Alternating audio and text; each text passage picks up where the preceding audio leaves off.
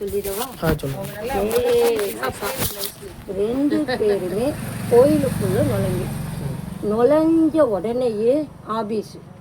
அந்த ஆபீஸில்ப்பா நாங்கள் குழந்தைக்காக வந்திருக்கோம் அப்படின்னு நீங்கள் சொன்னாலே போதும்.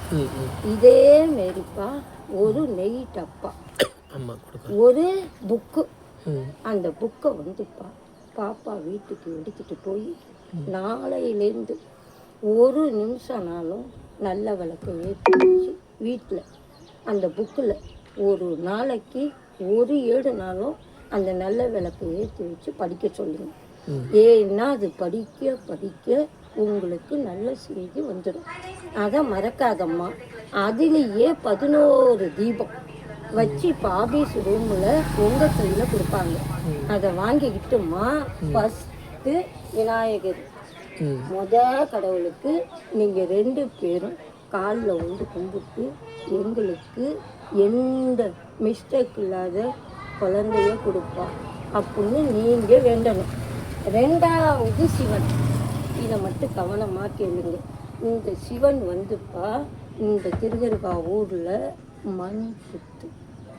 அந்த புத்துக்கு மட்டும் நீங்கள் 2 பேரும் இப்போ எப்படி வேண்டணும்னா எங்களுக்கு 4 தள்ளக்கூடாது, எங்களுக்கு குழந்தையும் களையக்கூடாது, எங்களுக்கு நல்லபடியாக குழந்தைய கொடுங்க.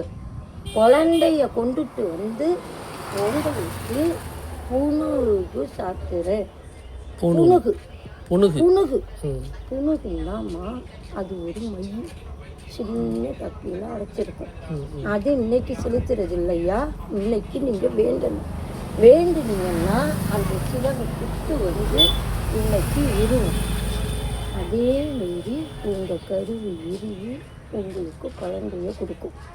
அடுத்த வருஷம் குழந்தைய கொண்டுட்டு வரையிலப்பா அப்போ பிரதோஷம். இன்னைக்கு பிரதோஷம்தான். அமாவாசை கழித்து வர்றது வளர்ப்புற பிரதோஷம். அந்த வளர்ப்புற பிரதோஷம் அன்னைக்கு சாயங்காலம் 4 மணிக்கு தான் உங்கள் குழந்தைய இங்கே கொண்டுட்டு வரணும். 100 ரூபாய் தான், ரொம்ப கிடையாது. அந்த நெய் கொடுக்குற ஆபீஸ்லேயே அந்த புணுகெடுத்து உங்கள்கிட்ட கொடுப்பாங்க. அதை வாங்கி உங்கள் குழந்தை பேருக்கு அடுத்த வருஷம் அந்த புணுகை நீங்கள் செலுத்திடணும். முக்கியமாக வேண்டுப்பா சிவனுக்கு. 3வது அம்பாளுக்கு அவங்க கொடுக்குற நெய்யை 2 பேர் குருக்கள்கிட்ட இப்போ கொடுங்க. அதில் 1 மட்டுப்பா கொஞ்சம் உள்ளே விடுவார். உள்ளே விட்டு கொஞ்சோண்டு நெய்யை மந்திரிச்சு குருக்கள் இப்போ உன் கையில் கொடுப்பாரு. அம்பாள் சன்னதி படியம்மா உன் கையாலேயே முழுவ சொல்லுவார். நெய்யாலேயே மொழிவி அதில் 5 ரூபாய் கான்ஸு தட்சணையாக வைக்க சொல்லுவார். அந்த 5 ரூபா வைக்கும் போது ஒரு சொட்டு நான் உன் கண்ணீரை படியில் எம்மா உன் சன்னதிக்கு வந்துட்டோம், நீங்கள் தான் எங்களுக்கு குழந்தைய கொடுக்கணும். குழந்தைய கொண்டுட்டு வந்து அந்த தொட்டிலில் போடுறோம். ஏன்னா அம்பாள் வாசப்பிள்ளையே தொட்டில் இருக்குப்பா, அதில் உங்கள் குழந்தைய போடுறேன்னு அம்பாளுக்கு இப்போ நீங்கள் வேண்டணும். வேண்டிக்கிட்டு இந்த அம்பாள் நெய்யப்பா இன்னைக்கு என்ன வேலையாக இருந்தாலும் இன்றைக்கி நேரம் இந்த பௌர்ணமி சாப்பிட்ற பிரதோஷத்தில் நல்லது. இன்றைக்கே வீட்டுக்கு எடுத்துகிட்டு போய் 1/2 கிலோ நல்ல கடையில் பார்த்து சாப்பாட்டு நெய்யின்னு வாங்குங்க. 1/2 கிலோ வாங்கி அம்பாள் நெய்யோட கலந்து வச்சுக்கிட்டுப்பா கணவன் மனைவி 2 பேரும் 48 நாள் ஏன்னா ஒரு மண்டலம் அந்த நெய்யை நீங்கள் சாப்பிடணும். அந்த நெய்யப்பா சாப்பாட்டில் போட்டு சாப்பிடக்கூடாது. எதுவும் அம்மா அப்பா வீட்டில் இருந்தாலும் பிரசாதம்னு எடுத்து நீங்கள் கொடுக்கவும் கூடாது.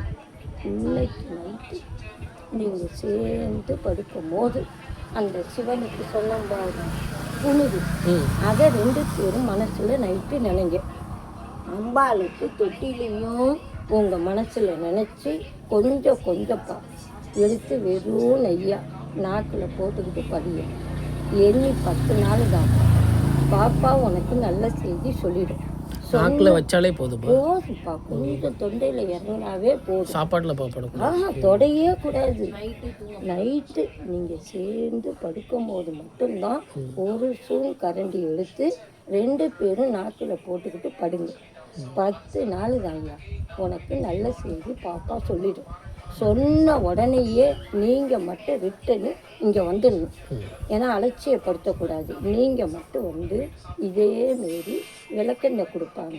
அடுத்தது அது அவங்க கருவை காக்க அதில் ஒரு சொட்டு அவங்க தொப்புள்ள விட்டுட்டா போதும்.